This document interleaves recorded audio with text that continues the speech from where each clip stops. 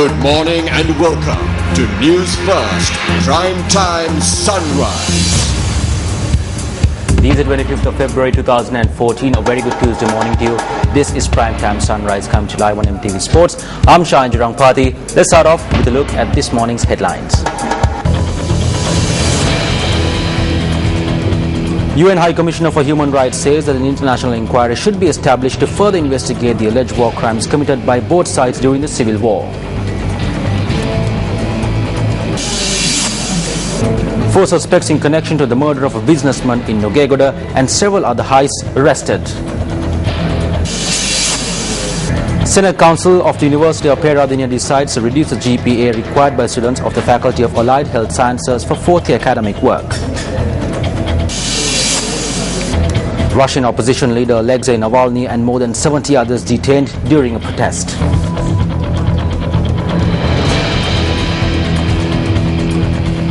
President Mahinda Rajapaksa yesterday attended a special function at the Padmavati Pirivena in Kerala yesterday. At the occasion, the Buddhist monks who took part in the exhibition organized by the Padmavati Pirivena on the 18th of February to exhibit talents of Pirivena education in the Gampa district were presented with awards. Chancellor of the Kalini University, Venerable Dr. Valamiti I.A. Kusalananda Nayakathera, was awarded a honorary gift at the occasion. A group including Mahasangha and ministers were present at the occasion.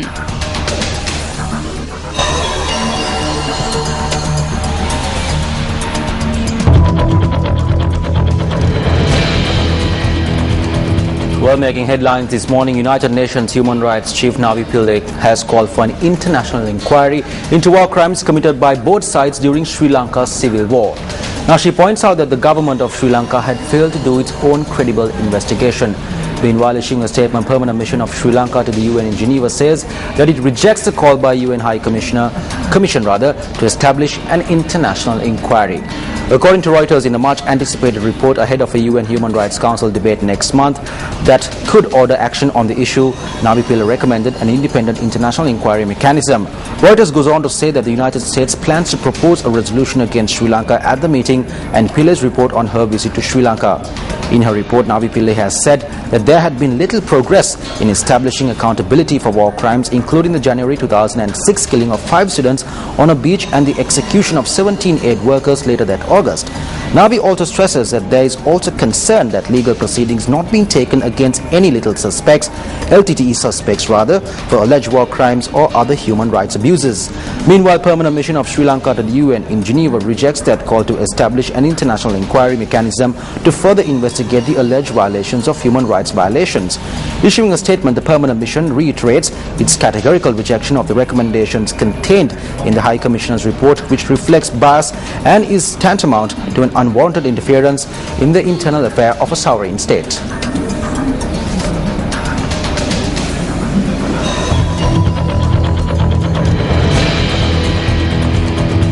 Minister S.B. Dissanayake says that it is the responsibility of parents and teachers to pay more attention in directing children to religion. The minister made this observation while attending a function in Galileo yesterday.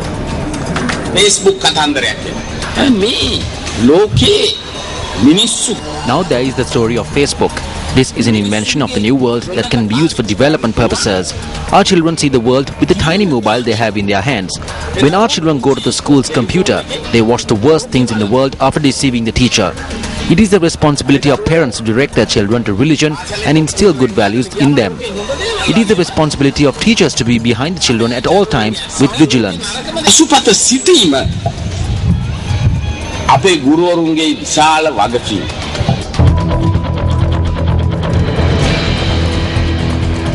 Also making headlines this morning, 4 suspects in connection to the murder of a businessman in Nogegoda and several robberies have been arrested by the Mirihana Special Crimes Investigation Unit. According to the police, the suspects were connected to the murder of a businessman on the Jambugasmola Road in Nogegoda on the 18th of January. The businessman was tied up and his laptop and a sum of 8,000 rupees was stolen by the suspects. The suspects had also broken into a house in Nawalalinage Mauta where an individual was residing alone.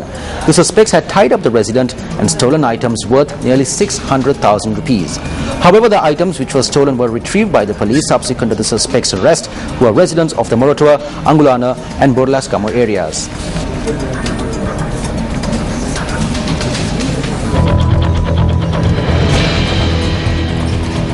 The University Grants Commission says that the Senate Council of the University of Peradeniya has decided to reduce the GPA required by students of the Faculty of Allied Health Sciences for the fourth-year academic work.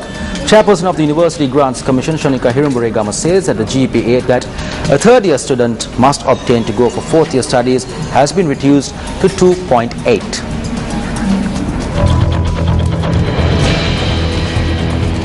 In local news, the National Water Supply and Drainage Board says that a water cut will prevail in the Kalathura and surrounding areas tomorrow due to important maintenance work. Now, thereby, the water supply will be disrupted from 8 a.m. to 5:30 p.m. tomorrow. The National Water Supply and Drainage Board states that water supply will be disrupted in the Vadua, Morontuduwa, Kalathura North, Nagoda, Payagala, Beruwala, Kalua Modara, Aludgama, Bentara, Bombawala, Pilaminawata and Vaskadua areas. Meanwhile, the Anuradhapura residents request the Water Supply and Drainage Board not to disrupt water supply in the area due to the prevalent dry weather conditions.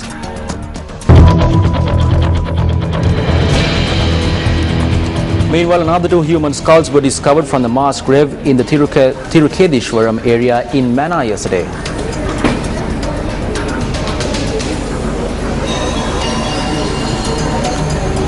The police said that with the 2 skulls discovered yesterday, the total amount of human skulls discovered from the mass grave amounts to 80. Our correspondent stated that steps are being taken to determine if there will be more skeletal remains at the location. The mass grave excavations has been prolonged till the 5th of March due to the Hindu devotees celebrating Mahashivaratri. Meanwhile, the motor police have discovered a human skull along Ravatavatta Veruvanaramaya Road in Moratuva. Investigations are underway into the incident.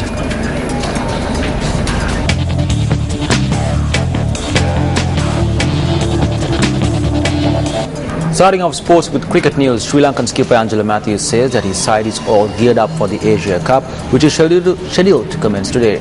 Now, Matthews added that Mahela Jayawardena will return to the side after he was ruled out for the One-Day Internationals and T20 series in the recently concluded tour of Bangladesh.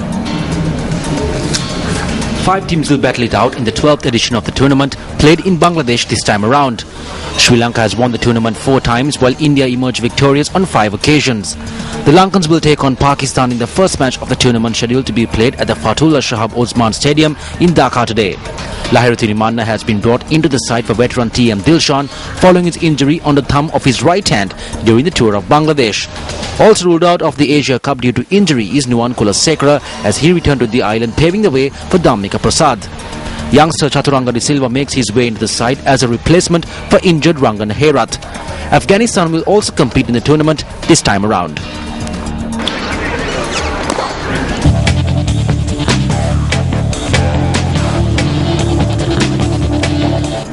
And with that, we wrap up today's edition of Primetime Sunrise. As always, it is a pleasure having with us.